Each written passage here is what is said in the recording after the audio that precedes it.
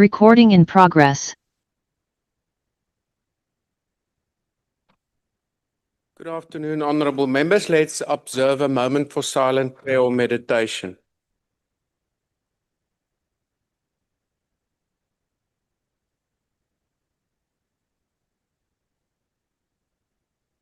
Thank you. Please be seated.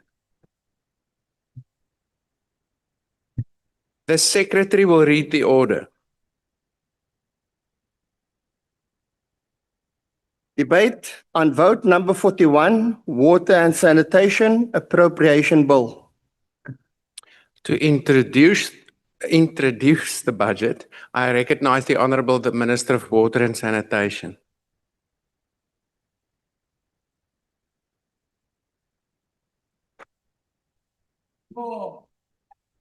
House Chair, thank you very much. Honorable Cabinet colleagues, DM Mahlobo on virtual platform and DM Sihlulo, the Chair of the Portfolio Committee, the honorable members of this Portfolio Committee, all members of the National Assembly, Director General and all senior managers present here, the leadership of all our entities who are on live stream, leadership of various stakeholders and the civil society, fellow South Africans, Molweni, Liperile, good afternoon. House Chair, this year marks the 30th celebration of our Constitution, which provides the right to all South Africans to access clean water and dignified sanitation services. Water has no substitute. Our budget allocation has since declined from 23.4 billion in 2025-26 financial year to 22 billion for 2026-2027. I request that this House adopt this budget without complicating it, Honorable Reddy. Chair, as pointed out by the President during SONA, that South Africa has made significant strides when it comes to water services, especially the basic water service and sanitation, as well as securing sufficient national raw water supply. With more than 15 unblocked projects, which are multi-million-year projects, we are on course, including the Lesotho Highlands. That shows commitment of this government to have more water that is raw for bulk water supply. Raw water supply is currently in the balance with existing demands on a national scale, but there are localized deficits which are systematic. Honorable members, however, as noted by the President, the reliability of municipal water services has declined sharply with worsening water services disruptions, sewer spillages, and poor water quality in many areas. In other words, while most people now have access to a tap, water often does not come out of the tap or is not safe to drink. This remains undeniable truth which we are attending to. In the spirit of cooperative governance, the President met all mayors in South Africa on the 30th of April to discuss the National Water Action Plan and to commit all the mayors that when intervention is supposed to be made in their municipalities, they must open up, let's work together because our people need water. Our people don't recognize the fact that there are three spheres of governance. When they need water, and the reality is, the municipalities are going through difficult time in terms of provision of water. But more importantly, the reforms in the water sector are very much important to improve the financial sustainability and to ensure that there are effective management of water through a staff that is having capacity. In-source water tankering for emergency purposes. Honorable members, the gist and fundamental challenges to be tackled on as identified centers around ring fencing of revenue from the sales of water as a key requirement to support operation, maintenance, and a key requirement to support upgrading and long-term sustainability. But closing of those leaks becomes very much urgent. That is why it is part of our non-negotiables. The president also indicated that the action plan includes a focus on addressing crime, corruption, sabotage in water sector, which is led by water mafias and other dangerous hardcore criminals. On the 10th of April, Honorable Chair, we met at a national level with all water sector stakeholders, where we're making assessment of our water and sanitation in Daba to check how far our water services authorities in implementing the non-negotiables. A lot of progress has been made at a national government level. However, very insufficient progress has been made at water service authorities. But with that said, there are exceptions when it comes to Ekurhuleni, Cape Town Metro, Steve Tshwete, Themselehani local municipality, Bushbuck Ridge. For instance, in Bushbuck Ridge, a good story to tell. This municipality, which is very small, it has separated water service provision from water service authorities, and other big municipalities can learn out of this. So there are municipalities that are implementing the non-negotiables. Honorable Chair, accelerated support on intervention in poorly performing municipalities. As indicated in the last 2 annual reports, DWS has fully spent its infrastructure grant for municipalities. In the current financial year, DWS has been allocated 12.3 billion for RPIC as well as WISIC infrastructure grant. Of this, 7 of this regional bulk infrastructure grant will fund 70 bulk infrastructure projects across all 9 provinces, while the water services infrastructure grant will support 341 projects. These projects are at various stages of implementation, with 175 of them planned for completion during this financial year. Grants will also be used to leverage additional investment by unlocking partnership with the private sector and development institutions. DWS further make increasing use of water boards. Our water boards have capacity. Our water boards have the technical know-how to assist municipalities. Already, most of the municipalities have entered into partnership with those water boards, but also contracted some water boards to be their implementing agents. And that we appreciate, because those are the state-owned enterprises.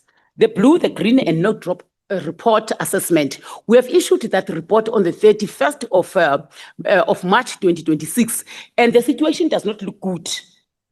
The wastewater system is in a critical state performance from 39% to 47% is really worrisome, because that go to an extent of polluting our water.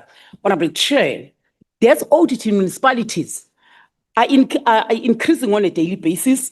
We are standing at 27 billion as against 25 billion that we reported last time. However, the water boards have implemented credit control measures, such as throttling of water supply to non-paying municipalities as a last resort, attaching municipal bank accounts.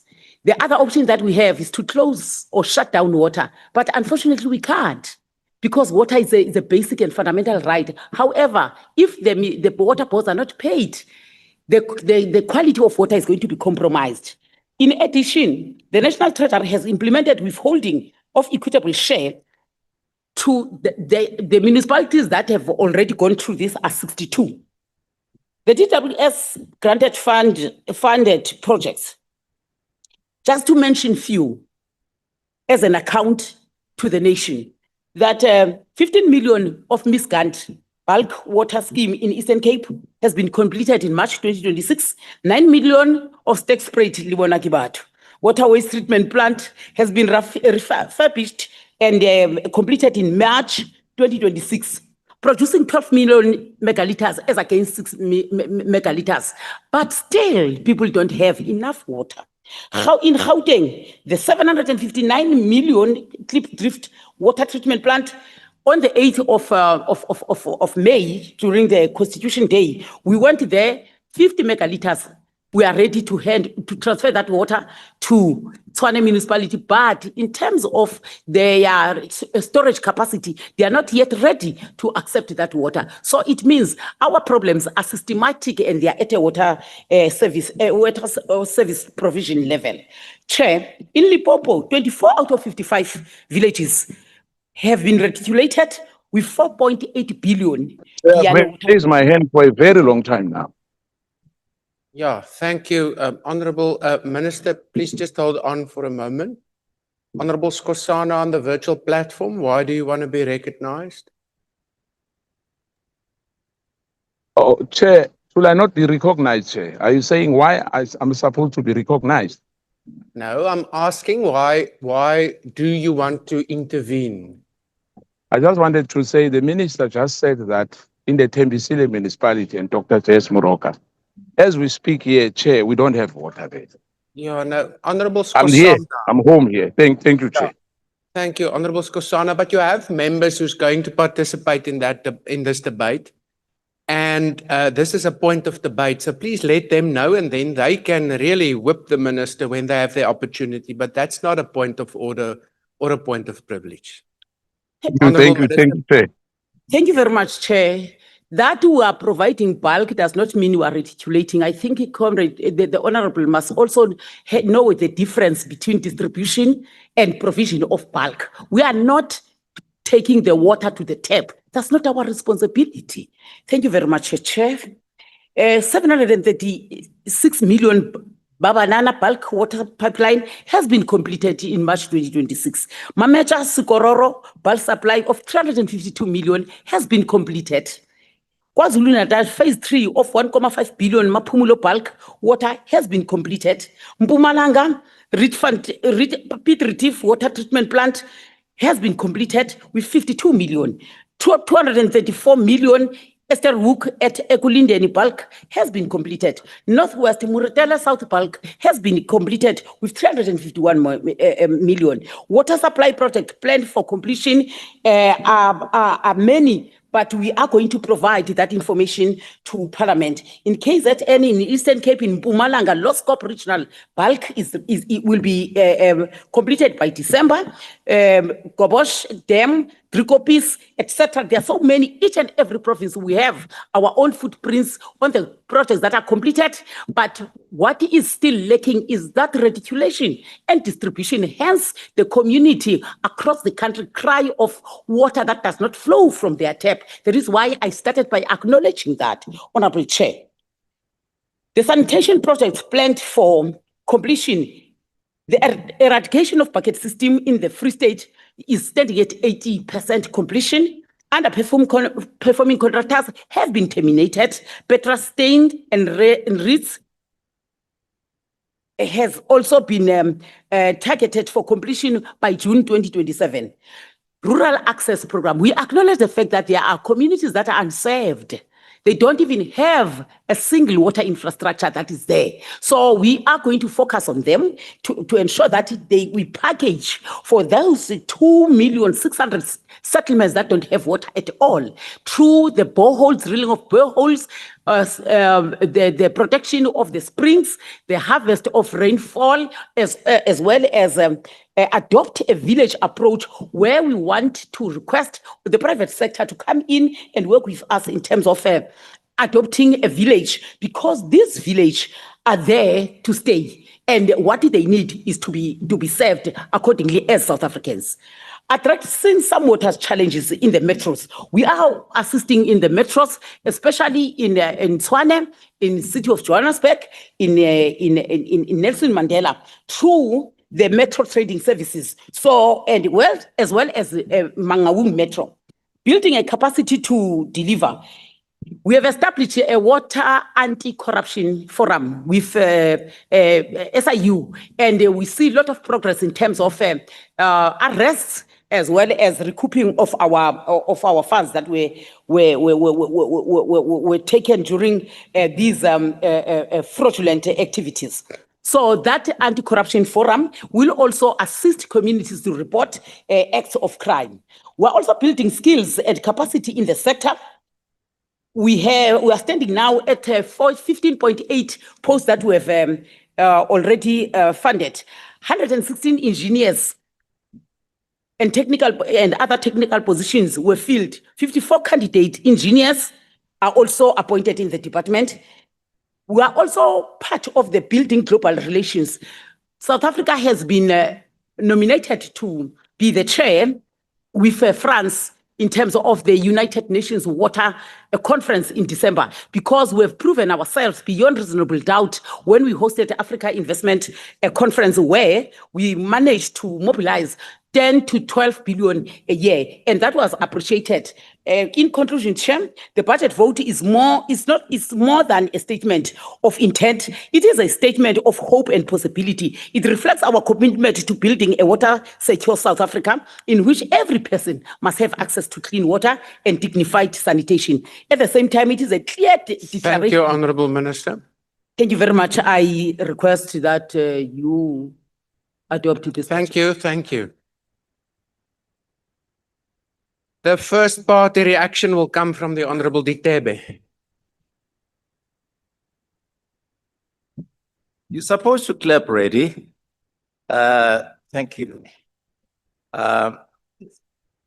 Honorable House Chair, honorable members of this august House, the Minister and Deputy Ministers of Water and Sanitation, the Director General and all senior executives, heads of DWS entities, chief executives and their respective teams, fellow South Africans. I dedicate this speech to my friend and comrade Sipho Mutsi, who died of brain hemorrhage at the tender age of 17, almost 42 years ago, when he was held in detention with me and several other detainees.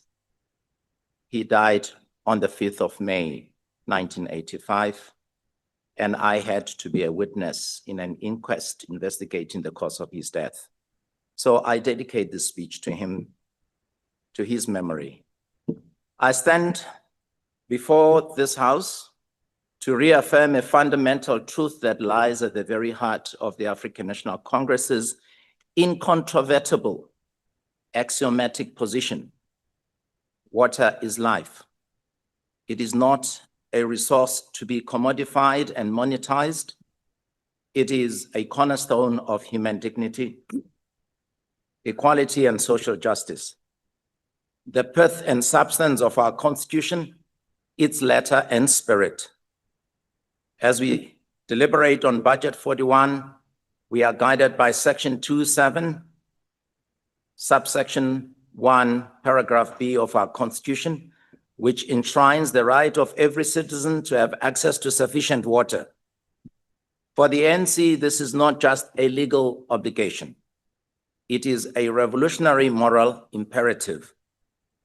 We view water as the lifeblood of our developmental state agenda.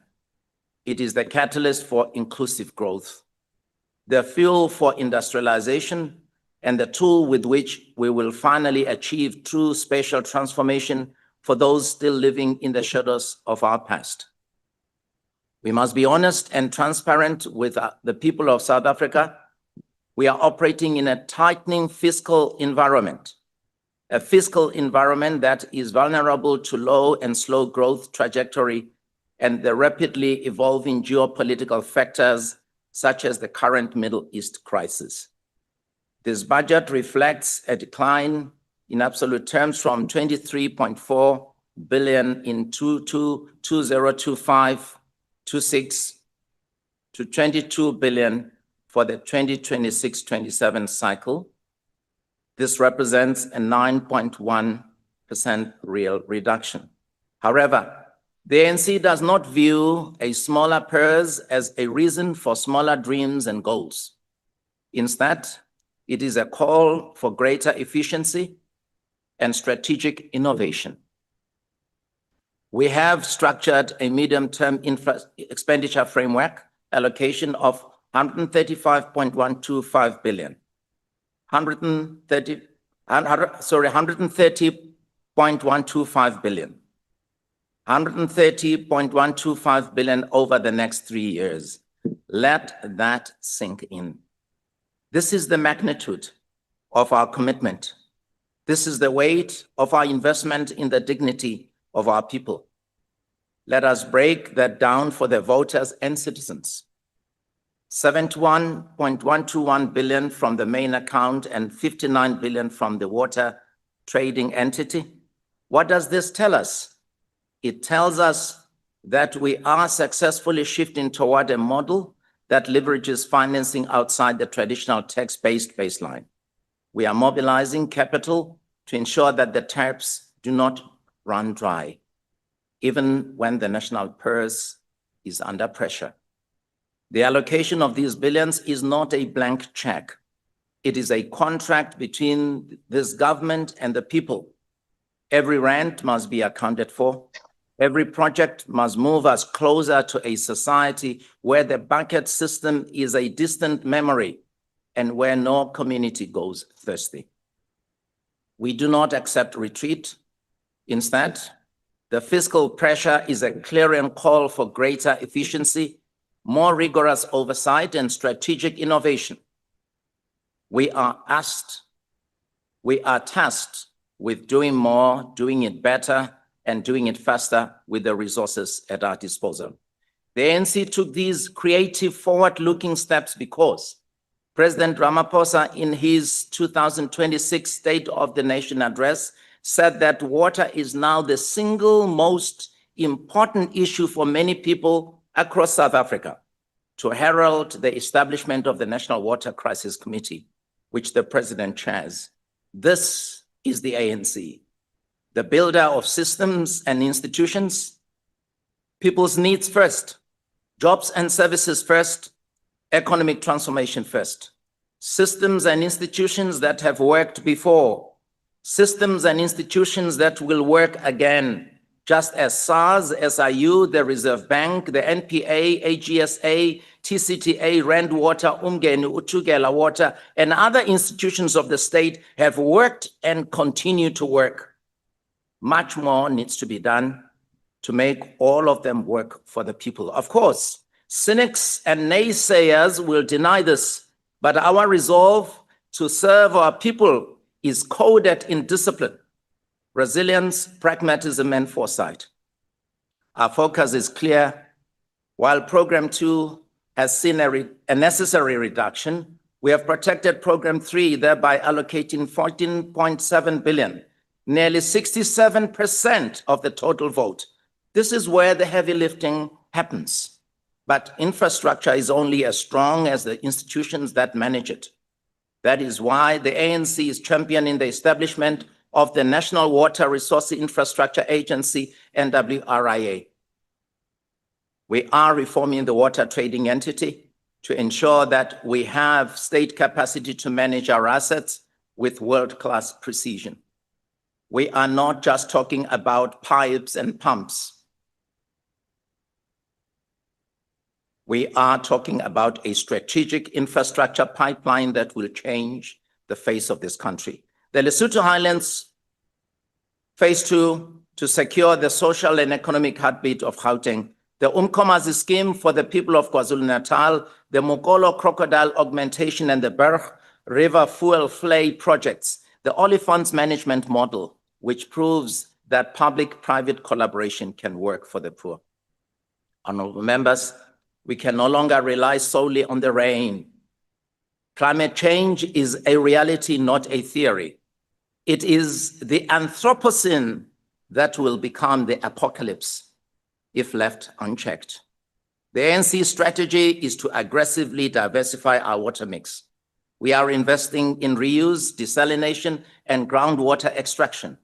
The water trading entity is leading the charge in ensuring that treated effluent is not wasted but recycled back into our economy. We are looking below the earth to our aquifers and towards our vast coastlines for desalination. This is the all of the above approach required to ensure that water security, to ensure water security for the next century. To support our municipalities, we have committed massive conditional grants, 21.4 billion for the regional bulk infrastructure grant, and 17.8 billion for the water services infrastructure grant. These are the lifelines that allow local government to deliver on the promise of Batupili. We are under no illusions about the challenges we face. We acknowledge the delivery risks, the non-bankable projects that stall, the land disputes that delay construction, and the contractor underperformance that wastes public funds. But hear this, the era of business as usual is over. We are mandating project by project reporting. We are strengthening bankability assessments before a single spade hits the ground. We are committed to clean governance and transparency. Every cent of this 130 billion must be accounted for. We will not tolerate procurement inefficiencies or community resistance born out of a lack of consultation. We deliver for the public value or we do not deliver at all. In closing, let us return to the principle of Batupili. People first. Service delivery is not a favor granted by the state from on high to a passive citizenry. It is a human right.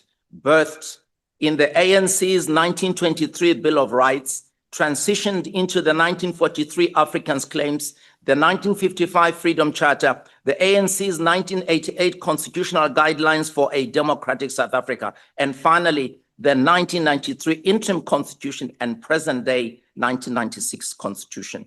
As the ANC, we reaffirm our commitment to a South Africa that where no child goes thirsty, where no farm withers for lack of irrigation, and where every factory has the water it needs to create jobs. Despite the fiscal tightening, despite the global economic high winds and headwinds, we are building a water-secure future. We are building a developmental state. We are building a South Africa that puts people's needs first, jobs and services and economic transformation first. I move that this House adopts this Budget 41. Honorable Reddy, have you heard? Thank you. Thank you. It is now the Honorable Reddy. Honorable Chairperson, the Minister stated that in a few weeks' time, we will be celebrating the Constitution. Chapter 2 of the Constitution, the Bill of Rights, guarantees access to every South African. The reality is that millions of South Africans today, 30 years after democracy, they are crying out for water, including those that even had water 30 years ago. Now, Chairperson, the ANC speaker dedicated his speech to one of his friends that was killed while incarcerated during the apartheid years. And I think that him, together with all the stalwarts that fought in the liberation struggle, gave up their lives for this Constitution, are turning in their graves today. Because what is in the Constitution today, it's not worth the paper it is written on, just like the budget that we're about to see. I've entitled my message today, in response to this budget, Vote MK, the only way to bring real change. Today, we are asked to choose between two things: the budget on paper, like the Constitution, or the lived reality of our people on the ground. Because outside of this Parliament, Minister, people are not living inside reports or presentations. They are living with dry taps, they are living with sewage spills, they are living with collapsing services and daily humiliation. Chairperson, I stand here not only as an MP, I stand here as someone who spent 22 years of my life as a councillor working directly with communities in eThekwini. I stand here as someone who served for 11 years on the board of Umgeni Water. I stand here as somebody with a proud history of choosing the people over position and power, for fighting for communities, of raising the frustrations of residents in council chambers, in committees, in the streets, and now in this Parliament. That is why I'm in the MK party. Because the MK party is rooted among the people. My own sister Marla lives in Shallcross in Durban. For more than a year, her community has suffered unreliable water supply. But this is not only about Shallcross. It is about Hammanskraal. It is about Chatsworth and Umlazi. It's about communities in Johannesburg living with water cuts and collapsing infrastructure. It is about villages in Limpopo, townships in the Free State, and communities across South Africa who no longer trust that water will come from their taps tomorrow morning. This is now a national crisis, and our people are tired, Minister. When the MK party first raised the alarm and called this a national water crisis, the minister rejected it. She denied there was a crisis. While communities were crying for water, the GNU government was busy arguing over terminology. That denial caused outrage among suffering communities because our people did not need politicians to tell them there was a crisis. They were living the crisis every single day. 2 years later, Ramaphosa himself was forced to admit what the MK party had already said, that South Africa is indeed facing a national water crisis. But once again, this government has failed the people. Because instead of appointing engineers, water experts, and people with a proven track record, Mr. Ramaphosa appoints politicians to lead the so-called National Water Crisis Intervention Team. The very same politicians under whose watch the crisis has developed. And now, government acts surprised that nothing has changed. You cannot solve an engineering crisis with political slogans. You cannot solve a water crisis with press conferences and task teams filled with politicians.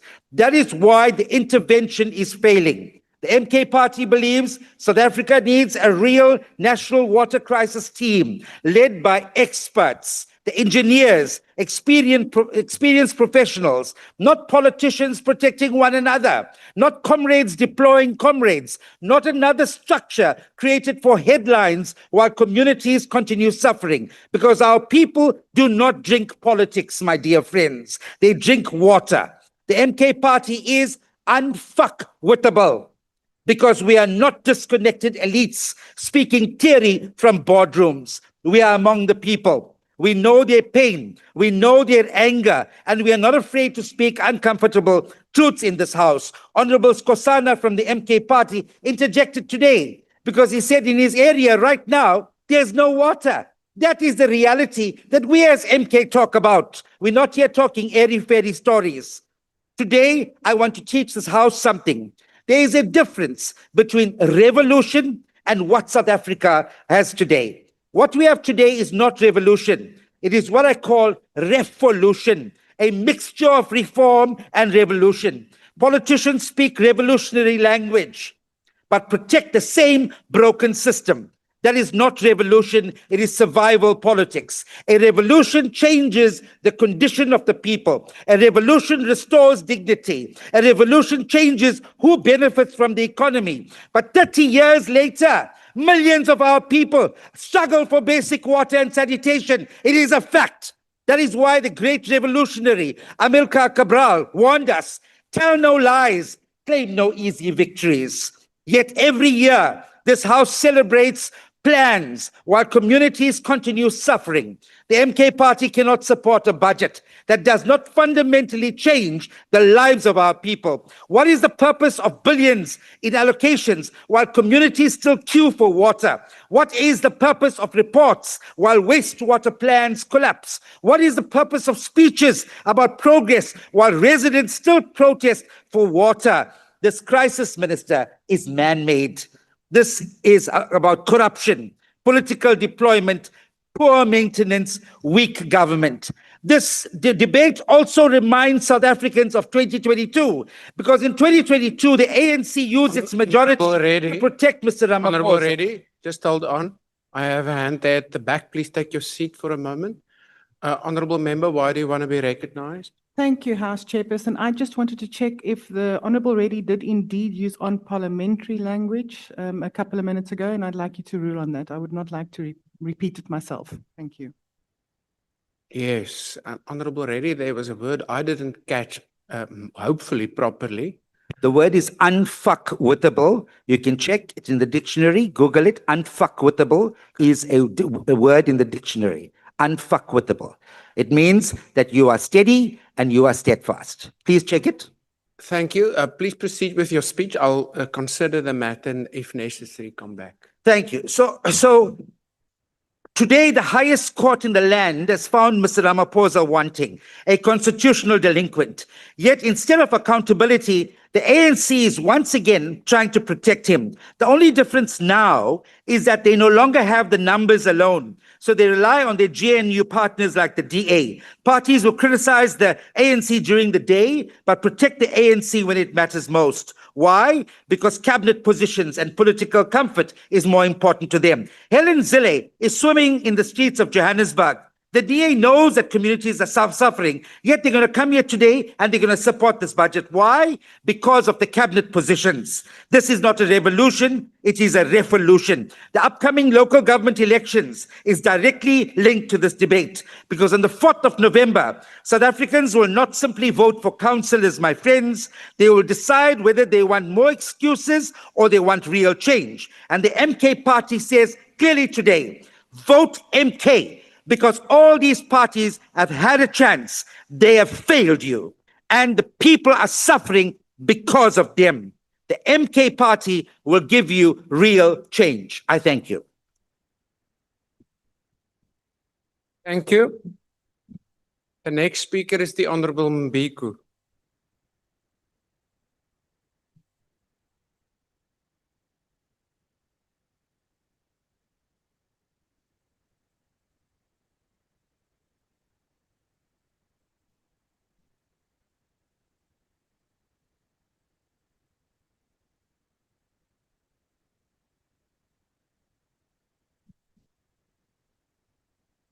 Enkosi Sihlalo, molweni. As the 2026 budget, 2027 budget makes its way through Parliament, numerous speeches will be delivered. As we undertake our business, members, let us remember why we are here. We are the appropriations body. After taxpayers play their part, we decided how much of their funds go where and for what purpose. We open the public purse to government, and we do not just deliver words, we determine the destiny. That should not be lost on us, and it is not lost on me. The ongoing indignity of dry taps, water tanker mafia, and sewage spills across communities strikes at the heart of South Africa's project, and that is the need to further rights and opportunities for all. It is unacceptable in our hard-fought democracy that there is one dry tap, let alone a new normal across South Africa. One street of water body polluted is one too many. It is also depraved that the basic human rights to water has flown into the hands of mafia criminals. As we prepare to send 41 billion to the Department of Water and Sanitation, if we allow these ills to go unabated, we too will be complicit in the denial of rights. Let us not allow that to happen. The Democratic Alliance is concerned as the department's allocation of resources does not meet the crisis South Africans are facing.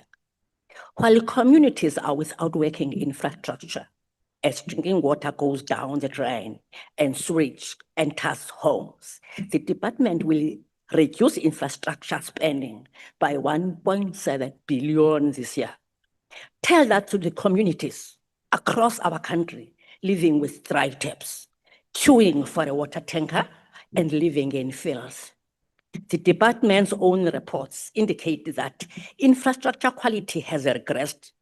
As we await delayed reports on drinking water infrastructure and updated figures on water leaks, we know our wastewater systems are in worse condition than in 2023. The department in its annual performance plan also touts interim results that the quality of drinking water has improved in the country. The irony is that the residents of Mangaung receive half of water they pay for. Residents of Nelson Mandela receive 40% of the water they pay for. The residents of eThekwini receive 35% of water they pay for. What is worse is that the department does not readily have these figures available for residents not in metros. The situation on the ground in small towns, dorpies, and villages is therefore far worse than we know. What the budget also fails to address is the critical shortage of technicians and scientists required to fix our country's broken infrastructure. When the department last appeared to account for this matter, it had a 30% vacancy rate for technicians and scientists, which triple National Treasury recommendation. The DA has asked for updated figures on this and we're still awaiting answers. The department claims to be addressing our water crisis in words, but in action. They cut infrastructure budgets and leave no technicians to fix infrastructure. What is further troubling is that despite being elevated to the presidency, the crisis remains the same. We do not have a national crisis plan. We do not know when the plan is coming or what it contains. What we have had is nothing new but existing government plans. The crisis plan is also reliant on technicians and scientists, where there is a huge shortage. We again call on the president to release the plan so that we can debate it here in the parliament. House chairperson, we have all been elected here to do right by South Africans. The welfare of our people is our prime responsibility. I repeat, honorable members, that we open the public banks to government. South Africans have entrusted us, and we must ensure every rand and cent we send to government betters their lives and is accounted for. No more delays, no more excuses. We need delivery of services now. As the Democratic Alliance will keep on fighting, sizakulwa ukuze wonke South Africa abantu bafumana amanzi, inkonzo ezibalulekileyo zamanzi aphucukileyo. I-Democratic Alliance isazakulwa. Enkosi. Thank you very much. Thank you. The next speaker is the Honorable Diale. Thank you very much, Chair. Greetings to the Commander-in-Chief, Commissars and Fighters of Economic Revolution. Chairperson, the Economic Freedom Fighters reject the budget vote 41 of the Department of Water and Sanitation.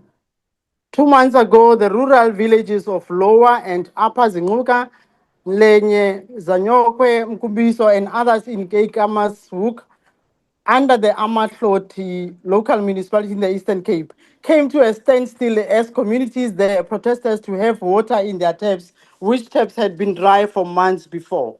In villages such as Masati, Dinani, and Gaula, in the Greater Guyana local municipality in Limpopo, residents daily congregate next to burst pipes and communal taps to collect water. Because 32 years after attainment of political freedom, this government has not seen it fit to provide these communities with clean drinkable water. In the Makwasi Hill local municipality in the northwest, the residents have resorted to use manholes to access water. In the very same province of Northwest, in South African Human Rights Commission reported that lack of access of water had become so dire that communities in all 4 districts of Northwest had persistent water shortages over a prolonged period of time. In KwaZulu-Natal, people living in the Ngati section in Nanda have to queue for water every Friday because the government you lead minister has failed to provide these communities with water. In Hammanskraal in Gauteng, despite persistent protests by that community, the water situation still has not stabilized. We can go on and on with a list of various areas in all provinces. The bottom line is that the state has been unable to make this basic and fundamental human right accessible to a large number of our people. The department is unable to do so because it does not have the requisite skills and political will to resolve the water crisis in the country. Almost all the water boards are dysfunctional and are used for political leverage by the people's and political leadership of the department. The main interest is not to ensure functional institutions, but is to create an enabling environment for looting for public funds by those who are close with proximity to the political leadership. We know for a fact that most municipalities' ability to resolve water crisis is crippled by the water tanks, extortion mafias, and center of which it's politically connected individuals who are making a kill from water tank tenders. For those individuals, restoring water for water infrastructure means the literal closing of the looting taps. And working with politicians, they are content in making sure that there's never sustainable supply of water to our communities. The minister knows this, municipalities knows this too. But no one is taking any action to stop this practice. The EFF has no hope whatsoever that this GNU will in fact help resolve the problems faced by our communities as conditions continue to deteriorate. The most recent intervention is the establishment of the National Water Crisis Committee, whose actual composition and terms of reference are yet to be determined. A large amount of revenue that could be used to improve the lives of our people ends up in the hands of so-called bulk water suppliers. Private ownership of bulk water supply must be abolished. Government must take full responsibility for managing water resources. The green, blue, and no drop assessments and consequent reports have shown how severe the situation has become, with continued deterioration recorded despite annual budget allocations. Failing municipalities, according to this report, either do not provide corrective plans or fail to implement them, and it simply becomes business as usual. Chairperson, the budget board report states that the MTDP will prioritize restoring and maintaining wastewater and water treatment plants. That will reduce raw sewer discharge into rivers and upgrade stormwater and drainage systems linked to sanitation failures. But how is it going to be implemented with this constrained budget that it has been allocated? We do not support this budget vote, and we are not convinced that the allocation will be adequately utilized to provide clean water and proper sanitation for our people consistently. I thank you, Chair. Thank you. The next speaker is the Honorable Hadebe on the virtual platform. Thank you, House Chairperson. This budget debate takes place at a time when South Africa faces a deepening water crisis. Across the country, communities are experiencing collapsing water infrastructure, sewage spillages, intermittent supply, and deteriorating wastewater treatment systems. All of this has also been worsened by the recent floods the country experienced over the past few weeks. There is a growing concern about infrastructure maintenance, backlog, governance weaknesses, financial instability within municipalities and water entities, and the urgent need for long-term water security planning. The IFP acknowledges the department's efforts to expand bulk water infrastructure projects and improve access to sanitation services. But all of these promises have not been related to actionable outcomes. The people are becoming increasingly frustrated by the gap between the budget allocations and the actual service delivery. Too many projects remain delayed, incomplete, or poorly maintained while our communities continue to suffer. One only needs to look at the ongoing crisis surrounding the Umkomazi water project in KwaZulu-Natal. This project has been spoken about for years as a solution to water insecurity affecting large parts of eThekwini, Umgungundlovu, and surrounding districts. Yet, despite repeated commitments and substantial public investment, communities continue to experience water interruptions, infrastructure delays, and uncertainty about completion times. This is an example that South Africa does not suffer from a shortage of plans, but rather that we suffer from poor coordination, weak implementation, and inadequate accountability. One of the most serious concerns repeatedly raised is the collapse of municipal water management capacity. Many municipalities are unable to maintain aging infrastructure, recover revenue, or retain qualified technical personnel. In some areas, wastewater treatment plants are operating beyond capacity, leading to pollution of rivers and environmental degradation. This has severe consequences for the environment, public health, agriculture, tourism, and local economies. We believe that the Republic's water crisis is no longer about infrastructure. It is fundamentally about governance. Billions of rands have been spent over the years, yet leaks continue, non-revenue water remains extremely high, and many communities still lack access to clean water. The continued loss of skilled engineers, technicians, and artisans within municipalities remain deeply worrying. Water infrastructure cannot be maintained without skilled and competent technical expertise. Furthermore, rural communities continue to bear the greatest burden of underdevelopment. Far too many households still lack dignified sanitation services, while women and children in some areas continue to travel long distances to access water. This cannot continue in a democratic South Africa. It needs to change.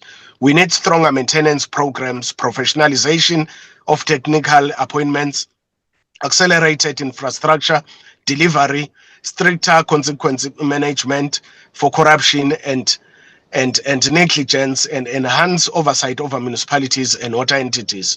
Water security must become a national priority, grounded in competence, accountability, and long-term sustainability. In consideration of the issues we have raised, Honorable House Chairperson, the IFP supports the budget vote. I thank you. Thank you. The next speaker is the Honorable Peterson. Thank you, Honorable House Chair, Honorable Minister, Deputy Minister, Honorable members, and members of the public.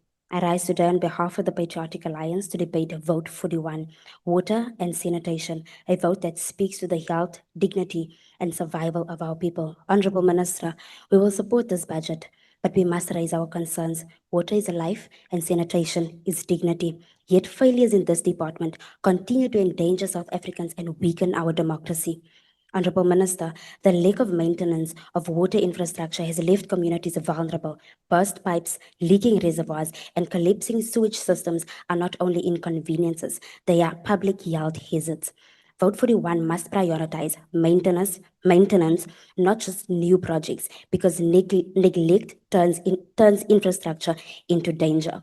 Rural and township communities remain excluded. Millions of South Africans still fetch water from unsafe sources, while sanitation facilities are inadequate or non-existent. This is a violation of the constitutional rights and perpetuates inequality. Corruption and mismanagement have crippled municipal water delivery. Funds meant for clean water and safe sanitation are wasted, leaving communities with dry dips and polluted rivers. The system as it stands, Honorable Minister, often feels set up for failure rather than service. Honorable members, Vote 41 is not just about budgets, it's about protecting lives, and a government that fails to deliver water and sanitation fails its people. Vote allocations must ensure accountability, sustainability, and inclusion so that every South African has access to clean water and dignified sanitation. We must commit, Honorable Minister, to a water and sanitation system that protects health, restores dignity, and secures the future of our nation. The Patriotic Alliance supports. Thank you. Thank you. The Honorable Wessels. Thank you, Honorable House Chairperson. House Chair, the Minister is absolutely correct that the biggest part of the cause of the crisis, where people and millions of people do not have access to water and reliable access to water, lies on a local level and is with regards to the distribution of water. But, Honorable House Chairperson, the Honorable Ditebe should be careful to boast so much about the ANC and the ANC's Batupele principles, because it is especially ANC-governed municipalities that are responsible for the lack of governance with regards to water management. And it's the neglect of those municipalities that caused the problem with regards to leakages, deteriorating infrastructure, wastewater plants that are wasting raw sewage into our very scarce and important water sources. Chairperson, the Minister should also take note of the fact that although it is on a distribution level, and that is where the biggest crisis lies, we cannot deny that the department also plays and played a role in the crisis that we are experiencing. The delays in terms of the Lesotho Highland water project, especially phase 2, which is more than a decade behind schedule, is also responsible for the problem.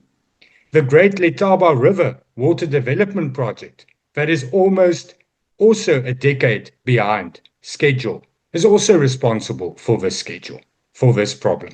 The Honourable Reddy should, however, go and ask the president of his party when and why those delays took place when his party's president was the president of South Africa. Chairperson, it is also not true that water boards are optimally functioning.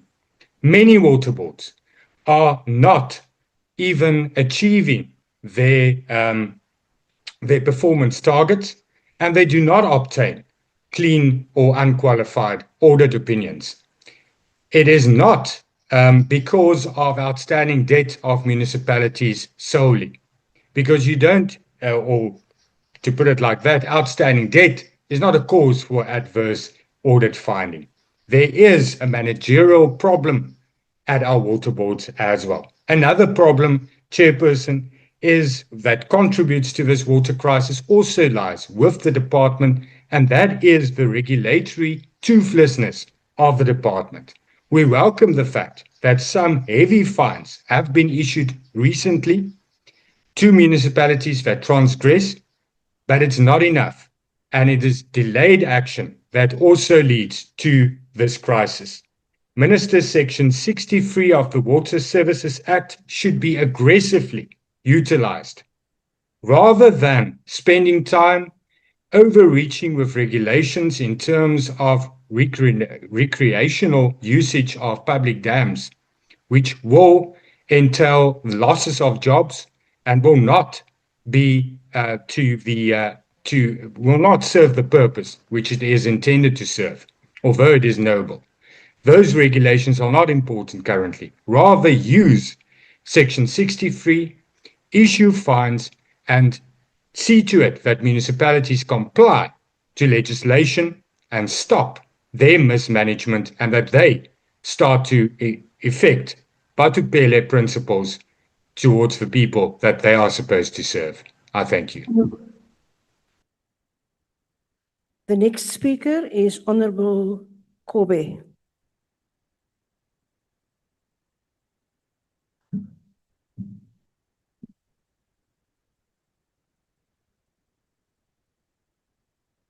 Thank you very much, House Chair. Honorable Chairperson, over the past 2 weeks, South Africans have once again witnessed devastating consequences of severe flooding across several parts of this country. Our roads have been washed away, water and sanitation infrastructure severely damaged, and communities displaced, and already fragile municipalities pushed beyond their limits. These events have once again exposed the deep vulnerability of municipalities that continue to struggle with maintenance backlogs, inadequate stormwater systems, and poor disaster preparedness. Climate-related disasters are becoming more frequent, more intense, and more costly. This reality demands a far more resilient and proactive and future-focused approach to water infrastructure planning.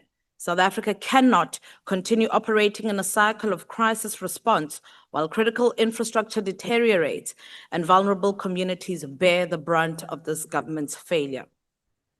Now, while the report correctly identifies many of the systemic challenges confronting the sector, government must now be more intentional and move beyond diagnosis and reporting towards implementation, reliability, and long-term sustainability. And this must happen at a municipality level. See, while we congratulate this department for transferring 100% of its grants to municipality, it is something that is not worth celebrating. Because in reality, no matter how much money we transfer to municipalities, we will not solve the problem. Honorable Minister, as it stands, municipalities have returned 1 billion rand worth of water infrastructure grants back to Treasury while South Africans' taps run dry. So this is not merely a problem where money can fix. It is instead a governance problem. And the reality is, Honorable Minister, It is a governance problem in ANC-led municipalities where they do not have the capacity to fix our water crisis. They failed their people. From Machabe municipality, where there's an unmitigated debt crisis with water boards, to Polokwane municipality, where under the incapable mayor, John Mbe, hundreds of our residents earlier this year were admitted to hospitals and clinics due to water contamination. If the ANC minister does not have an honest sit down with ANC mayors, councillors, and MMCs, South Africa will continue to call this department a failure. And although we remain deeply concerned with the many issues in this department, including the continued collapse of wastewater systems, declining green drop and blue drop performance, infrastructure backlogs, and the widespread of pollution, we are, however, encouraged by the department's recent interventions, including a more increased focus on converting direct grants into indirect grants in municipalities that lack implementation capacity, because in many cases, water boards and capable implementing agents are better positioned to deliver infrastructure projects effectively, efficiently, and within budget. And as a dedicated member of this portfolio committee, it will be remiss of me not to acknowledge the various interventions of this department. I'd like to congratulate the department on the finalization of the board to the newly established NWRI. It's a much needed agency and we need stability there. The recent opening of the Sengu Bridge, I'd like to congratulate the department on that because it signals progress on the much needed Lesotho Highlands water project. And although we remain deeply concerned with the current water crisis, as Action SA, we cannot deny South Africans a budget that is desperately needed to curb this crisis. We therefore support this budget. I thank you.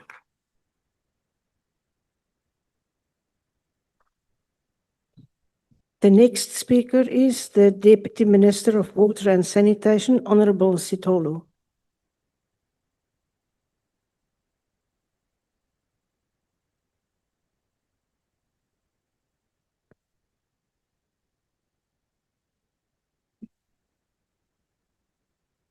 Honorable Pemi Majodina, Deputy Minister Mahlobo, our Chairperson of the Portfolio Committee, Mr. Leon Basson, Cabinet colleagues, the DG of the department, as well as senior managers, the leadership of our entities, leadership of various stakeholders in the sector and civil society, fellow South Africans. From the onset, Honorable Chairperson, we must echo our department's commitment to ensure that water flows to the taps of every home and every business in all corners of our country.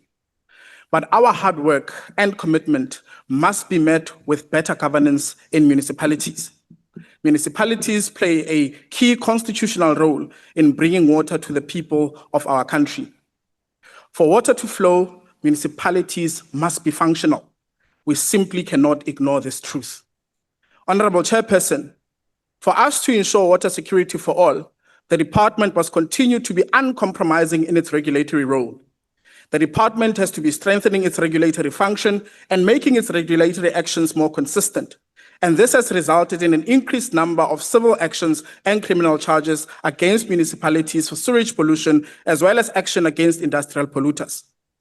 The number of criminal cases, not only against the municipalities as entities, but also against mayors and municipal managers in their personal capacity, is expected to increase further as directed by the Honorable President in his State of the Nation address. For us to ensure water security for all, there must be this level of accountability. Honorable Chairperson, the department has 96 active criminal cases for sewage pollution involving 53 water service authorities across all 9 provinces. This follows non-responsiveness of the municipalities to notices and directives.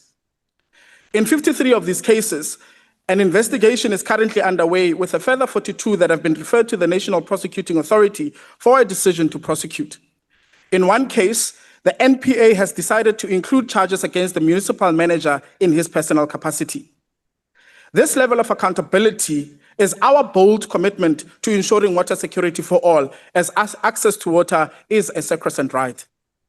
A further 62 possible criminal cases are being investigated involving mining operations, agricultural operations, industry, and dams, including the failed tailings facility of Jagersfontein, which is currently in court. In July this year, we will be publishing the National Polluter Register, with the intention to name and shame polluters. This will include information on convictions, including plea and sentence agreements, directives, and the publishing of critical systems with non-compliant effluent as per the Green Drop report.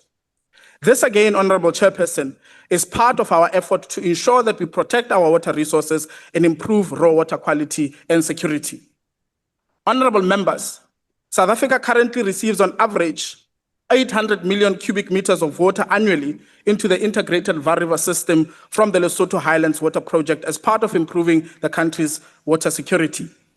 This at a significant cost to South African taxpayers. It is therefore unfathomable and unacceptable how this clean blue water that we receive from Lesotho is diluted by dirty grey water in the Vaal River system. Honorable Chair, dirty water costs a lot of money to treat to drinking standards, which means it is more expensive to sell in bulk to water service authorities. In the end, homes and businesses pay more for water. That is a terrible way of doing business, as there is no return on investment. We must therefore continue to work hard and together to fight the pollution of our water resources. Water is a precious resource that gives us life, and it is therefore our collective duty to protect this precious resource. Honorable Chairperson and members, the department is pleased to report satisfactory progress in the control of aquatic alien invasive plant species in Harties Dam, caused by upstream pollution emanating from dysfunctional and critical wastewater treatment works from the 3 Gauteng metros as well as Mogale City local municipality. Our interventions, implemented through Mogale's Water in partnership with the Center for Biological Control of Rhodes University, are yielding results. These interventions include the physical removal of the alien invasive plant species, the release of biological control agents, which are insects that weaken the invasive species, the deployment of a nanobubble technology, which is oxygen gas bubbles that bind with ammonia and other elements to improve water quality. While the project has yielded many benefits, the unsatisfactory quality of effluent has not yet significantly improved, despite enforcement action, including criminal charges. We therefore call upon the 3 metros and Mogale City local municipality to improve their wastewater treatment system so as to not continue to pollute our dams, thus reversing our gains. Honorable Chairperson, the establishment of catchment management agencies separates the water resource regulator from the municipal support function of the department. The CMAs will implement strategies to improve the resilience of catchments to perform their ecological function, including taking regulatory action against polluters. The Vaal Orange Catchment Management Agency has developed an action plan focusing on the Vaal River system with increased monitoring and evaluation of compliance of waste discharges into the system, together with enforcement. This will not only include municipalities, but also industry and mines. The remediation measures, compliance and enforcement activities of the CMAs, coupled with the support from the department to municipal sectors, as well as the reforms that are currently being undertaken in the water sector, should progressively lead to an improvement in this catchment. The Vaal River Anti-Pollution Forum, launched in October 2024, will also help in ensuring that gains are made in improving water quality within the system. Honorable Chairperson, to aid in the remediation of pollution, the department has begun with the development of a mitigation charge that is provided for under the pricing strategy. The mitigation charge is a strategic intervention to address specific issues in high pollution areas and will be piloted in the Vaal catchment, among others. However, Honorable Chairperson and members, these efforts must be met with functioning municipalities, because it is municipalities who are the cornerstone of water and sanitation. We must therefore, as a nation, work towards better municipal governance, and it is for this reason that we must encourage all South Africans to be in a position to elect councillors who are fit for purpose in order to safeguard our water and sanitation infrastructure and delivery. I thank you.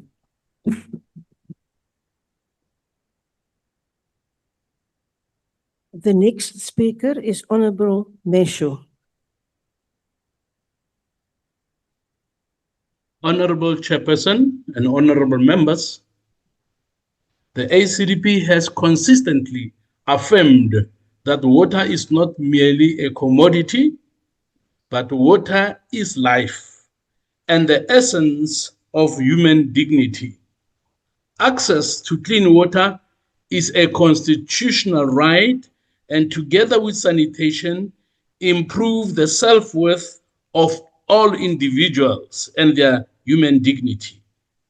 Last November, we welcomed the establishment of the National Water Resources Infrastructure Agency as a step towards stronger governance, but we cautioned that corruption and poor project management would continue to undermine delivery. Water mafias should not be tolerated in this country because they frustrate all plans and projects that government attempts to implement or to provide clean drinking water to all our people. Water mafias are enemies of all South Africans and should be crushed by relevant authorities mandated to secure all infrastructure and all our people. The department's Vote 41 allocation for 2026-27 stands at nearly 22 billion rand, rising to nearly 28 billion rand by 2028-29, with the stated purpose of ensuring equitable access to water and sanitation services. This is a significant investment, yet the question still remains whether this investment will translate into clean water at the taps. Recent reports paint a troubling picture. It appears that water treatment systems graded as excellent or good every year get less and more systems go into a critical state. That means it is failing to adequately treat sewage before releasing sewage back into the environment. Recent medical and environmental studies highlight how these failures directly increase child mortality, gender inequality, and community vulnerability across Africa. And there's been nearly 15 billion rands worth in water losses and 1.7 billion rand wasted in widespread irregularities. The practical consequences of these numbers erode public trust and dignity. Communities across the Free State and Northern Cape in particular face unsafe drinking water and collapsing infrastructure.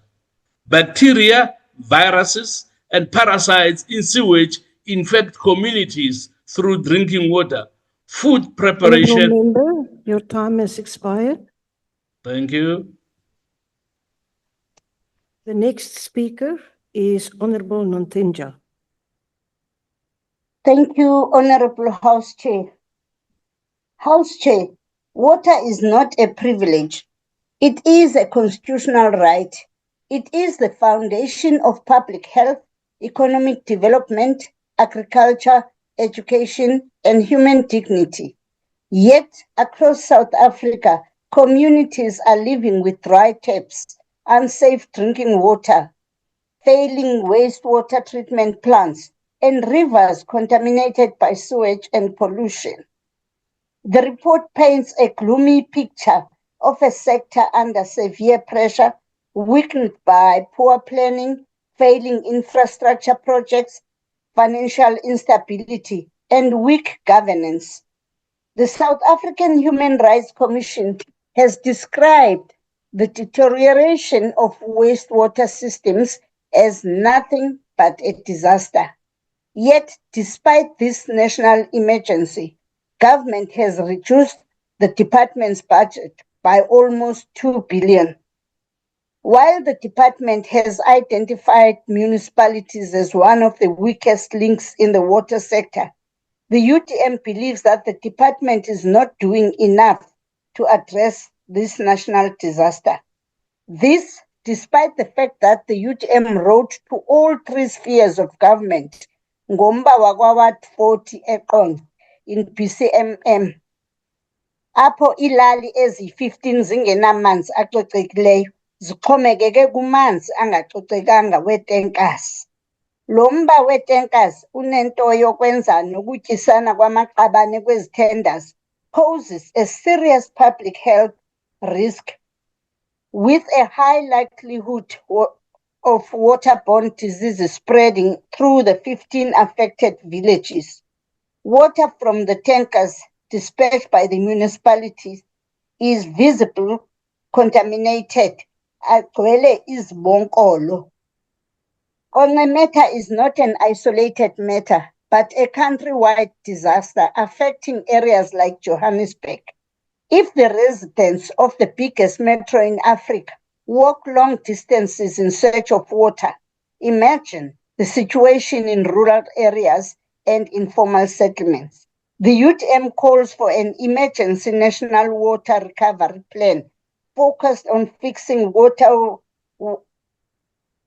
wastewater plants, repairing leaking infrastructure, enforcing accountability in failing municipalities, and ring-fencing water infrastructure budgets to stop corruption and underspending. Water security is essential for public health, dignity, and economic growth, and it must be treated as a national priority for all South Africans. I thank you. The next speaker is Honorable Zibi.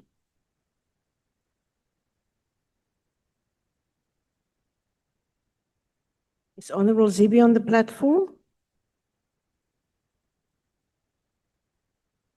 Then I call on the next speaker is Honorable Shabu Webster. Thank you very much, House Chair. What South Africans increasingly experience is not simply water shortage in South Africa. It's a collapse of governance. In South Africa, citizens wake up at strange hours to fill buckets before the water disappears again.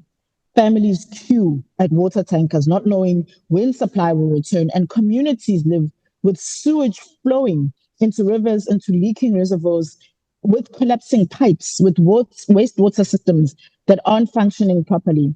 And yet, year after year, billions continue to flow into the water sector. This budget allocates substantial funding toward bulk infrastructure. It allocates towards municipal support, towards long-term water security projects. But the question South Africans are asking is, if there's money that's being allocated, why are the water systems collapsing? Because the crisis isn't primarily about funding, it's about governance, it's about accountability, it's about institutional failure. And across the country, municipalities are failing to maintain critical infrastructure. Water losses in many municipalities are exceeding 40%, meaning treated water is leaking into the ground before it ever reaches household. Wastewater treatment systems continue to deteriorate, and in the meanwhile, communities are exposed to serious public health risks. And what frustrates citizens even more is that government increasingly celebrates crisis management as though it is progress. And what do I mean by this? It is, for example, the reopening of the Brixton Reservoir in Johannesburg, which was presented as a breakthrough moment, but residents were forced to endure months of outages, of uncertainty and delays before repairs were actually finally completed. And even now, Johannesburg Water acknowledges that dozens of reservoirs and towers across the city are still leaking. South Africans are not asking for miracles. They are asking for competence and government. So the problem is not that infrastructure requires maintenance only. Every country maintains infrastructure. The problem is that in South Africa, maintenance is delayed until systems collapse. Emergency interventions become permanent, and nobody is actually ever held accountable for the years of neglect that caused the crisis in the first place. We recently actually asked the president in the House, if there is no consistent water supply in Johannesburg at the end of the year, who's he going to fire? And we didn't get a straightforward question. And that's why BOSA believes that the solution has to go beyond infrastructure spending alone.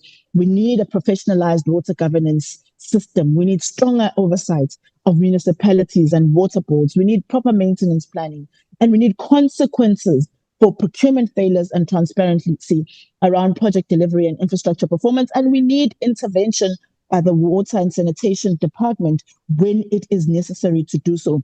Because without accountability, infrastructure budgets alone will never be able to resolve this crisis. I thank you. The next speaker is Honorable Magawu. Thank you very much, House Chair. Water is life. Sanitation is dignity.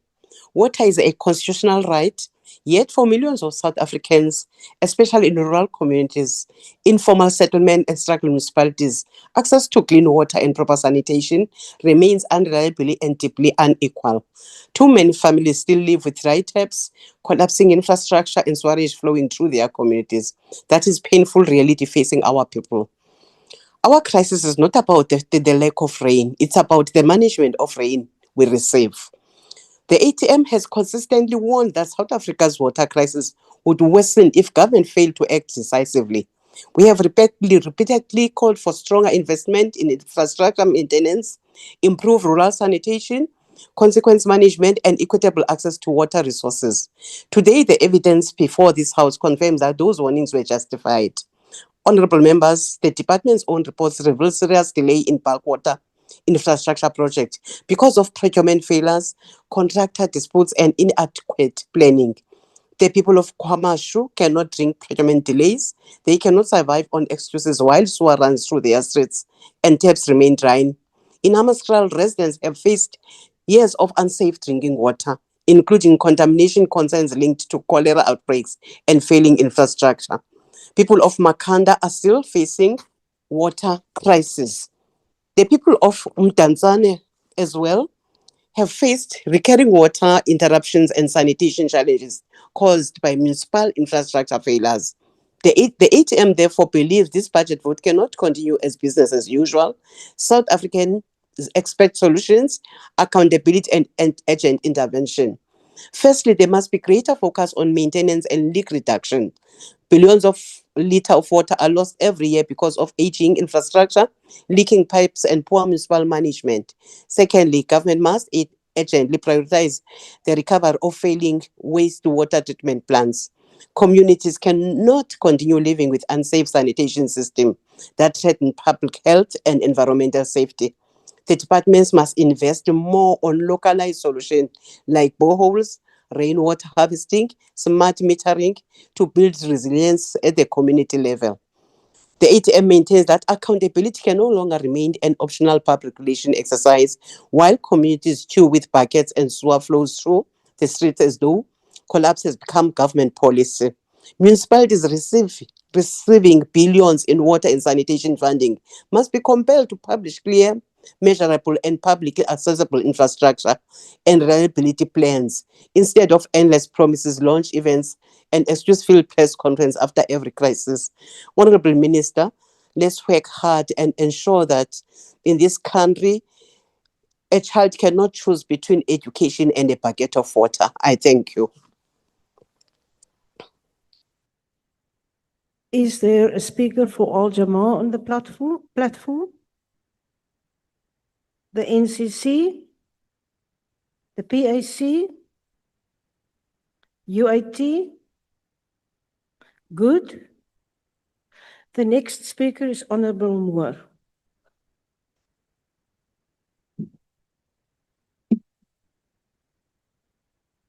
Thank you, Honourable House Chairperson.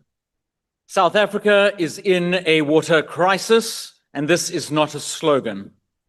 It is the reality of residents with dry taps who do not know when they will have water, businesses that cannot operate reliably, and municipalities failing in their ability to provide one of the most basic services of government.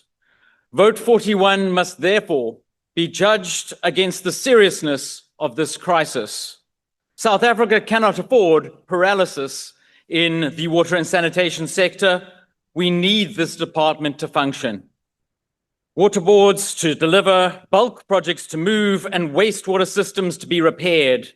But Parliament must also be clear. A budget vote is not a blank check. The question before us is not whether South Africa needs a functioning water and sanitation sector. Of course it does. The question is whether this budget and this department will deliver with the urgency, transparency, and accountability that the crisis demands. A national water crisis cannot be answered with broken promises. In February, we were promised a national water crisis action plan. We are now in May. I submitted a PIA to the presidency to get a copy of the plan, but they instead requested an extension to June. This is all while South Africans continue to suffer. We are also plagued by a department that cannot complete projects on time. Year after year, there are delays and added costs. The Umkomazi bulk water project is one of the clearest examples. This project is not a luxury. It is critical to increase the available water supply to the Mgeni Utukela water system, which supports eThekwini, the Ugu district municipality, and the wider regional economy. As Umkomazi is set to be delayed, the consequences will not only be seen in budget tables, they will be felt by communities, businesses, and municipalities that need reliable water. From small towns to metros, the stories of municipal neglect are the same. In my hometown of Johannesburg, the DA has had to go to court to force the municipality to do its job. As the city is now effectively broke, this is what happens when water infrastructure is underfunded, poorly maintained, and treated as a political afterthought. And while Johannesburg is damning, let me speak on another metro, eThekwini. At the end of March, eThekwini's non-revenue water stood at 55.3%. That means more than half of the water in the system is not generating revenue. It is being lost through leaks, bursts, illegal connections, metering failures, billing failures, and administrative weakness. So yes, eThekwini needs more water. That is why Umkomazi matters. But it also needs to stop losing the water it already has. And this is not only a KwaZulu-Natal problem. In Gauteng, the city of Tshwane should be a warning to every metro in the country. As of March 2026, Tshwane's non-revenue water had risen to 45%, a 10% reduction in a single year.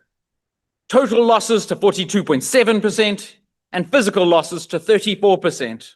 Colleagues, in plain English, Tshwane is losing water, treated water through leaks, bursts, and failing infrastructure at a scale no responsible government can defend. Tshwane is losing more water through physical losses alone than better run municipalities lose in total non-revenue water. That difference matters, colleagues. It is billions of liters of treated water being allowed to run into the ground.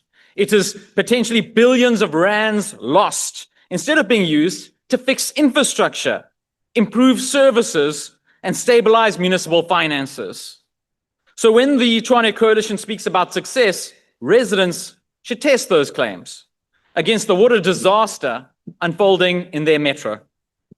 This is the central lesson for Vote 41. South Africa does not only need more water in dams and bulk systems. Honorable Moore, will you please take a seat? Honorable member, what is your point of order? Thank you, Honorable House Chair. Is the member willing to take a question? Honorable Moore, are you willing to take a question?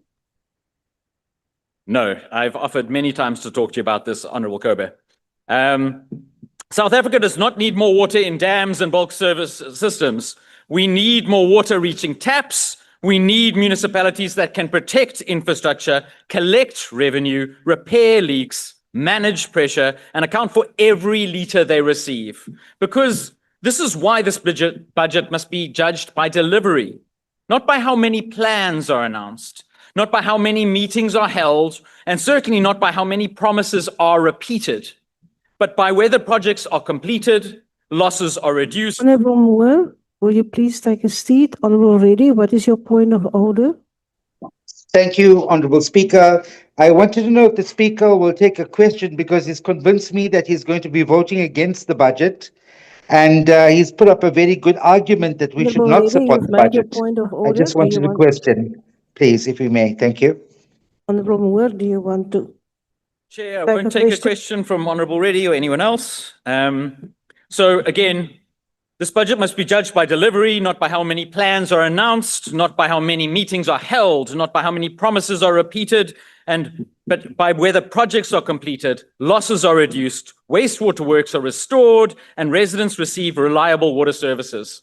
The DA's approach is guided by clear expectations. Major projects like the Umkomazi must have transparent timelines, public milestones, and regular reporting to Parliament. Where capital funds are reduced, delayed, or shifted, Parliament must be told why. Is the project genuinely not ready, or is the state failing to implement? And support to municipalities must be tied to measurable results.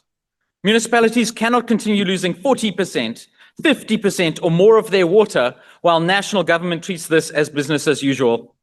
Honourable Chairperson, the water sector must succeed.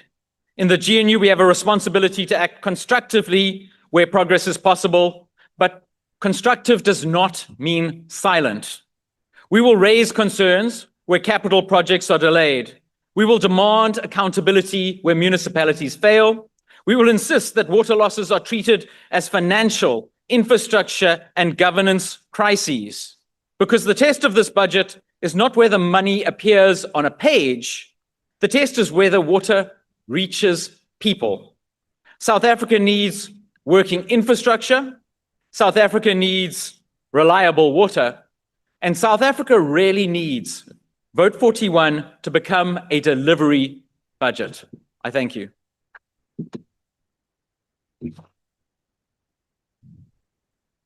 The next speaker is Honorable Ramalia.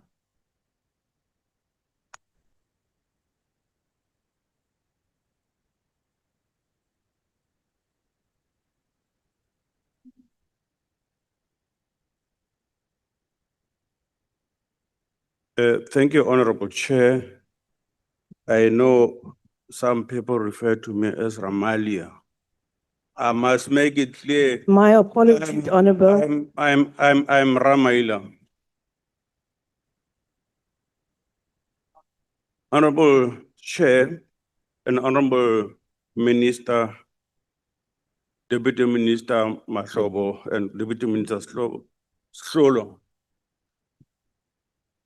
Honorable members of the Portfolio Committee of Water and Sanitation, the CEOs of entities of the Department of Water and Sanitation, fellow South Africans. Maybe Chair, before I proceed, Honorable Minister, the primary responsibility and objective of the Department of Water and Sanitation is to ensure that there's security of water. We need to appreciate as a country that where we are standing now, the minister and the department in their endeavors, they are making sure every day that water security is there for South Africans. What is the challenge? The challenge is the distribution of potable water, which is not the responsibility of the Department of Water and Sanitation.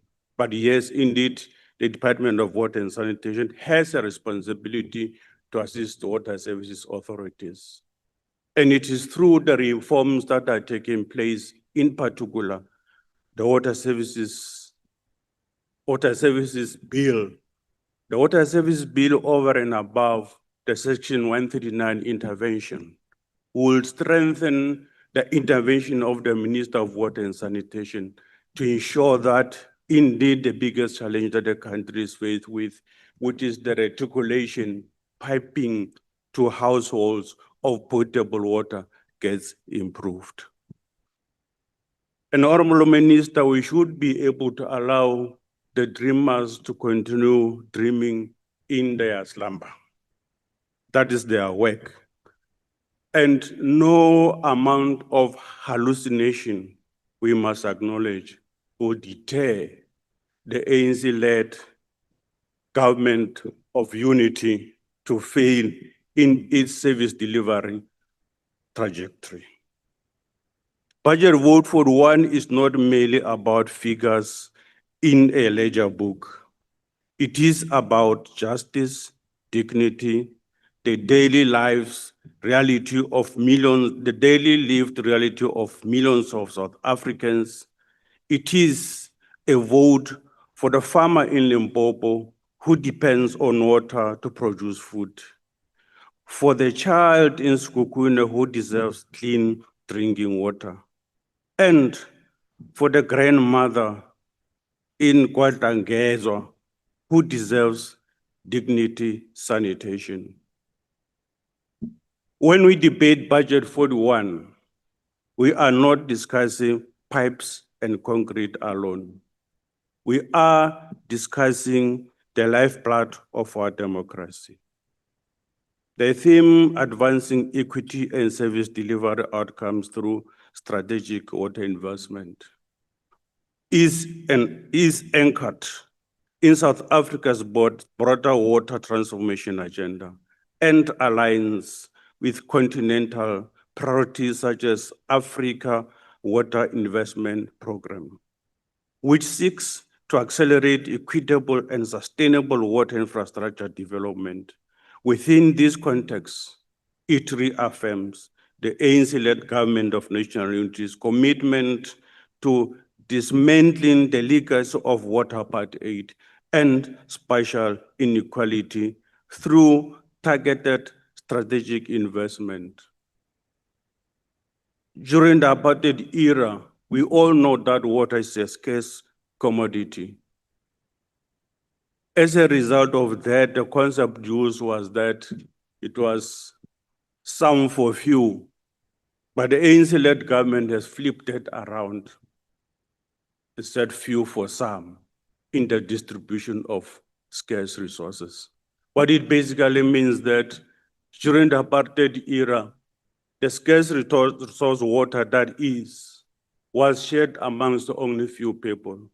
But what the democratic-led government by the ANC did was to make sure that the little scarce resource water that is shared amongst the people. And therefore, the ANC-led government made sure that the infrastructure rollout reaches even the deepest rural areas of this country. But that was intentional. But what is the unintentional consequence thereof is the supply of potable water to the people. For too long, geography determined access to water. Rural communities, townships, and historically disadvantaged areas were excluded for generations. That is why equity in water allocation and service delivery remains central to this budget. Water is not a privilege reserved for the few. It is a constitutional right for all South Africans. Honorable members, through the regional bulk infrastructure grant of over 2.4 billion and the water services infrastructure grant of over 17.8 billion, we are addressing severe water backlogs in rural and underserved municipalities. These allocations translate into bulk pipelines, upgraded reticulation systems, and improved municipal services. In practical terms, this strengthens water delivery in districts such as Amajuba, Chris Hani, Herigwala, Dr. Ruth Mompati, and Umgungundlovu, reducing dependence on water tankers and restoring functional local systems. It ensures households are connected to reliable municipal water supply and restores dignity through service delivery. As we say, in Pokwana Halawane Lefakong, le gona metsi a swantse go ba fitlhelela. We acknowledge challenges of weak capacity, aging infrastructure, and underperformance in some municipalities. Communities are frustrated, and rightly so, but this government is responding with investment, reform, and accountability. Honorable Chair, we are securing South Africa's future through a strategic infrastructure pipeline that supports long-term growth. The Lesotho Highlands Water Project Phase 2 remains a cornerstone of regional water security for Gauteng and surrounding provinces. While delays and cost pressures persist, oversight is being strengthened to ensure delivery. The Umkomazi Water Scheme, with a projected investment of approximately 24 billion, is critical to KwaZulu-Natal's industrial and economic future. Though land disputes and community resistance require urgent resolution to safeguard timelines and costs, the Mukolo Crocodile Augmentation Project remains essential for energy, security, mine expansion, and economic development in Limpopo. The Olifants Management Model Program and Berg River fuel flow schemes will expand bulk infrastructure, strengthening resilience across agriculture, mining, industrial, and urban corridors, while supporting strategic users such as ESCOM, SASOL, and Exaro. These interventions advances the ANC's developmental state agenda, where water security is economic security. Honorable members, climate change and droughts require diversification of water sources. We are investing in groundwater, water reuse, wastewater recycling, and desalination to build a resilient system. At the same time, we are strengthening governance through mandatory reporting, improved oversight, and through stronger controls and monitoring. The ANC supports budget 41 because it enables accelerated water infrastructure delivery, strengthens bulk water supply system, and advances professionalism of the sector through reforms such as National Water Resource Infrastructure Agency. I thank you, the ANC supports.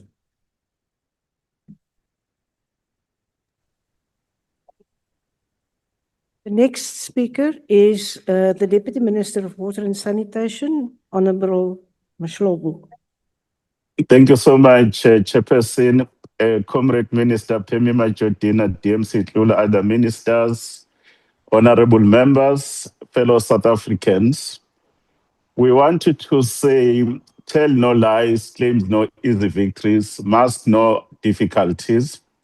Minister Majodina has indicated that as we celebrate the 30 years of our democracy, we have made the necessary advancement to advance the issues of access to water as part of a constitutional imperative to those that were denied access to water, including the socio-economic benefits. More than 90% have access to water infrastructure. However, we are the first to admit that more needs still to be done to ensure that the reliability of water, no intermittent supply and disruption are addressed. Equally, Minister Majodina leading us right now, we are presenting this budget under very difficult conditions of geopolitical tensions, issues of pandemic disasters, issues of proliferation of wars, and we are pleading that we should be in a position. Or whoever was assisting us. Someone is disrupting me, please, Chair. We are not. Yes, Chair. Ms. Ismail, will you please do not put on your mic or make any comments? If you want to do a point of order, put up your hand and I will give you the opportunity. As indicated by... Honorable Deputy Minister, will you just take your seat a bit? Honorable Member, your point of order. House Chair, will you kindly restore the time for Honorable Mashlobo for the interruption? Honorable Member, we cannot restore the time because we can't do it for every member. I will see at the end if it indeed interrupts his time, I will maybe allow that. Honorable Deputy Minister, please continue. As we are responding to the current challenges of our land, as indicated by the report of the AG, by the reports of drops by Minister Majodina, one of our biggest aspects is to close the investment gap that is here, deal with the issues of the deterioration of infrastructure, deal with the question of the unserved communities, and improve the issues of reliability. More important, we need to deal with the issues of building climate-resilient communities, working through partnership in terms of research and development, innovation, working with a number of stakeholders, including business. We want to indicate that as a country, we do have the water balance. However, Minister Majodina has indicated that there are areas of deficit who are coming from Mikili-Letaba. We know the situation in the Southern Cape and in the Eastern Cape and Northern Cape, in as much as in the last few days, we've received sufficient rains. Want to confirm the relevance of the water mix in terms of surface water. That's why Minister Majodina is unblocking a number of projects that will ensure issues of water security, working with our capability in the TCTA. We are currently unblocking more than 30 projects affecting more than 30 municipalities, whether it's Lesotho Highlands, Clan William, Zanini, Loskop, Mkomazi, and a number of them. All these projects are meant to ensure that we don't have water problems. At the very same time, we wanted to deal with the issues of the reforms. With the reforms, it's about to respond in the current crisis. At the center is the delivery model that has worked over the last 30 years and not given us the right results. We are proceeding in terms of ensuring that we do local business enterprises, call them utilities, where there's one line of accountability, but at the very same time, the finances are ring-fenced, there's proper governance, then there's an appointment of capable individuals. There are a number of those aspects that are there. It's not a matter of politics. The assets will remain in the hands of the state, whether it's an SPV, whether it's a concession, whether it's a multi-jurisdictional kind of a delivery model to help local government. In the meantime, we need to indicate that Minister Majodina, working with the Minister of Finance, we are paying to metros. In terms of the metro trading services, there is also an incentive scheme of more than 54 billion, and a number of these municipalities are actually participating. Equally, Minister Majodina is looking at institutional capability. On the water resource side, the National Water Resource Infrastructure Agency, with the asset base of more than 150 billion rands, now is going to start in earnest. The board has been appointed. All the regulatory mechanisms are already in place. We should be able now to transfer the staff from the TCTA, from the issues of the water trading entities. The CMAs are all operational, with some teething problems, issues of financial viability. We're looking at that. Management of water from the old irrigation boards being transformed into irrigation, into water use association, so to those local users, but with an emphasis around the question of transformation. Those are some of the major issues that we are dealing with when it comes to the issues of reforms.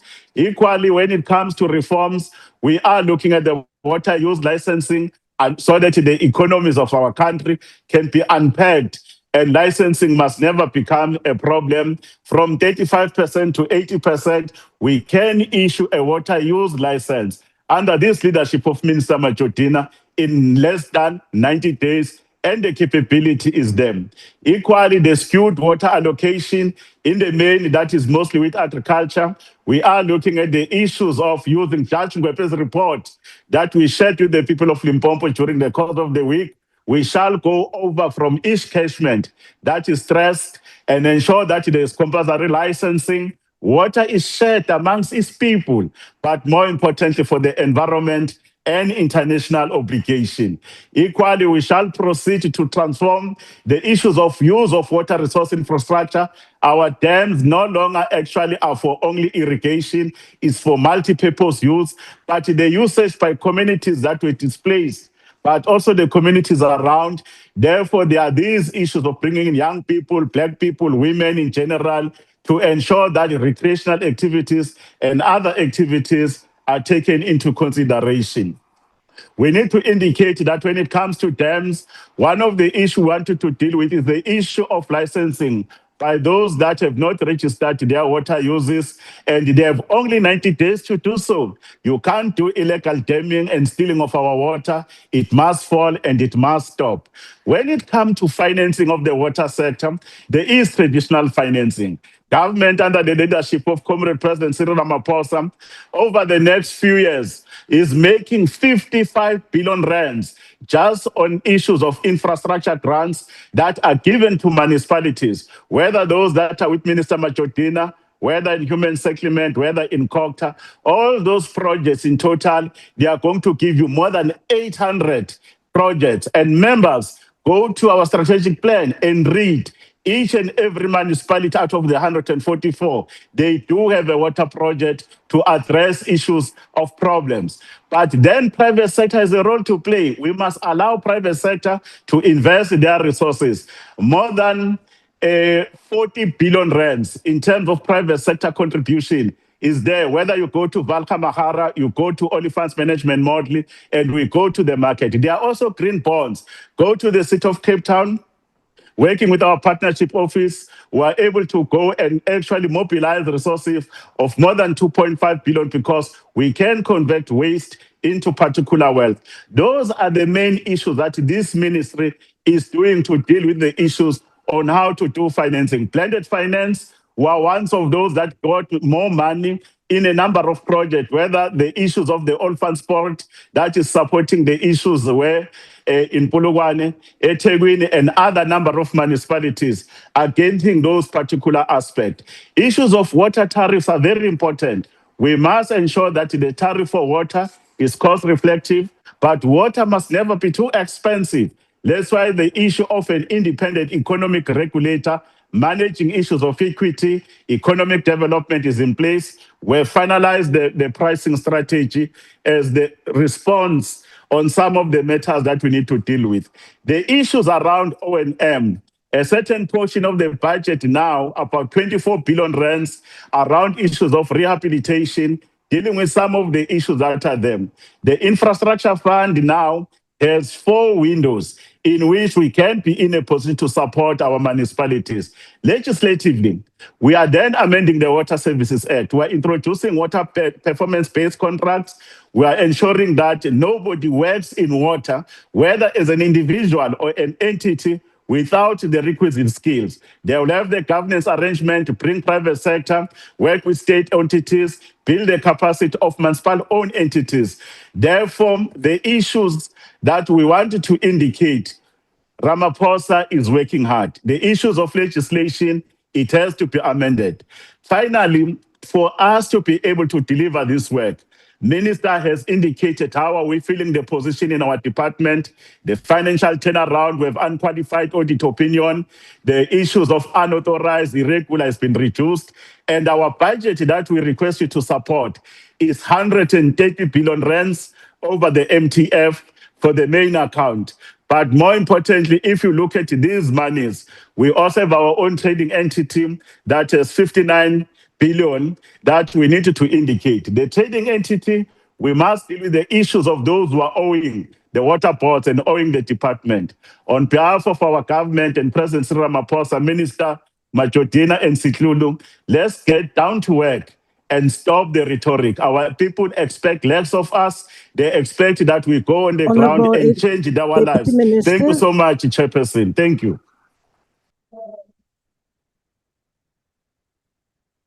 Just want to remind the House that when there is interference, that is not a point of order, the table staff automatically stop the clock. So there was no time deducted from anybody. That concludes the debate and the business of the mini plenary session. The mini plenary will now rise.